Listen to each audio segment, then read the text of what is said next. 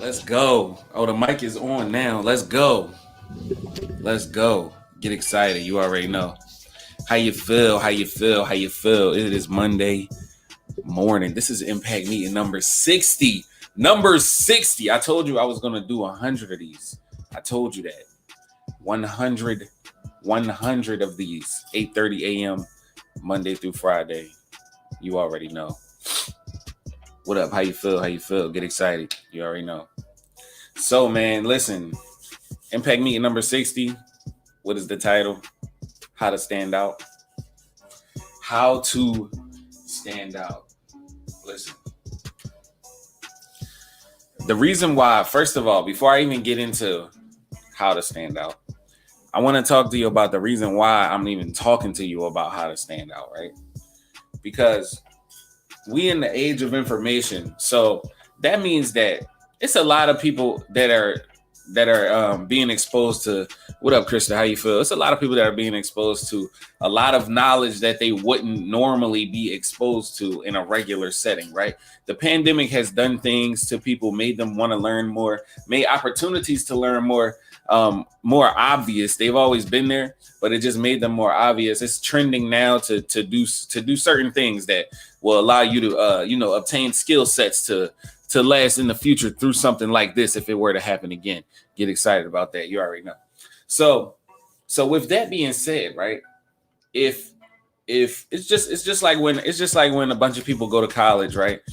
Now they're not competing at the level of having a high school diploma. They're competing at the level of having a college degree or something like that, right? So what I'm saying is that since we're in the age of information, everybody has the same stuff at their exposure, but now they all know it.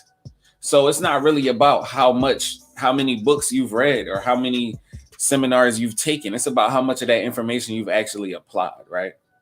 So standing out is because remember, no matter how much knowledge you gain, no matter how much work you put in, there's always going to be somebody that did the same thing. So instead of just being different, you have to be different in more than one avenue. So how to stand out, right? The first thing you want to do when it's time to stand out, believe it or not, is blend in. You have to be relatable before you can even get a chance to stand out. Because if you're not in anything or anywhere, where would there even be for you to stand out of, right? So you have to blend in. And when I say blend in, all I mean is that you have to be relatable enough to the customer base or the Martha, the target audience that you're trying to relate to, that you're trying to talk to, that whatever your service provides is for.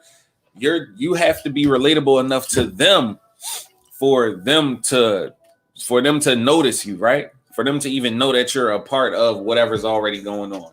And that is when it's time for you to take off. That's when you can solidify yourself, and then that's when you take it to the next level by doing something that is next level within that same craft, right?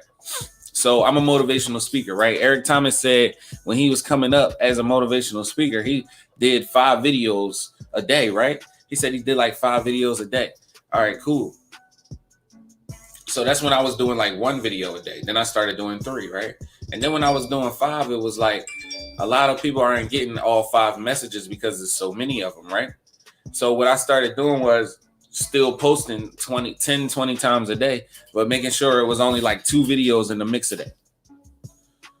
So I'm experimenting with the ins and outs of getting people to watch the videos versus just having them posted, right? Getting people to understand the message that's in the video. So with me being an experimenter of that, it's only right that I found the best way for me to do it to reach my audience, right? And that's what I'm doing now. So in order for you to stand out the way that I'm standing out now, the way that I have the 15K followers and doing all the stuff that I'm doing, the way that it's happening is because first I blended in. First, I was doing the same thing. I was doing the same thing that people are already in a spot where I want to be. Whatever they were doing, that's what I was doing. So I was blending in by just mimicking. So it's nothing wrong with being a copycat as long as you're copying the right cat. And you always have to put your twist on whatever you copy, because otherwise it's plagiarism. You feel me? So all you do is you get the formula. It's just like cooking something in some it's just like cooking something on the stovetop, right? And you have those directions on the back of the box. You're going to use the directions to a certain extent. You're going to use the same amount of water or whatever the case may be, but you're going to doctor it also. You might add some things. You might take some things out. You're going to put your twist on it so it can taste how you want it to taste before you go, before you go serve it to your family or whatever. Get excited about that. You understand what I'm saying? So that's the same thing. When you find it, it's the same thing with entrepreneurship. It's the same thing with parenting. When you find a formula that works, when you find something that is achievable, something that is easy to do, or something that is good for the situation, good for the goal, continue to do that, please. Just take it and reapply that same template to the next thing and the next thing and the next thing. Watch how I do what I'm doing right now. You see the way I built up this page on Instagram? See the way I built this one up? Watch how I build up 2 more to 10K before the summer is over. I'm talking about before September. I'm going to have 3 pages with over 10K followers. Get excited about that. You already know. I'm Merch Life J, motivational, inspirational speaker for parentpreneurs across the globe. And I will see y'all tomorrow at 8:30 a.m. You already know, man. See y'all next time. Get excited. Woo.